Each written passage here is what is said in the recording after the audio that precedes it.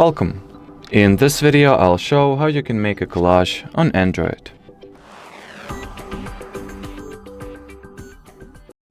So the easiest and the most straightforward way to creating a collage on your Android smartphone is opening the Google Photos app, then simply select what pictures you would like to add to your collage. Once anywhere between I think 2 to 9 images are selected, at this little context menu at the bottom, select Add To, then decide whether you would like to include just the items you have selected, or photos text as well. I'll go with items only, and here in the Create section, select Collage.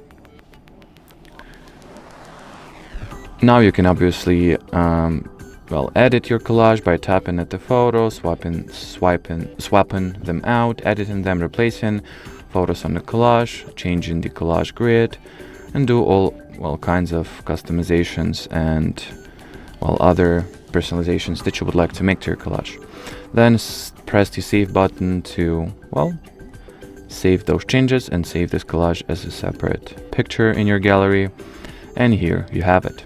So, should you have any further questions, leave them in the comment section below. But as for now, thanks for watching and bye bye.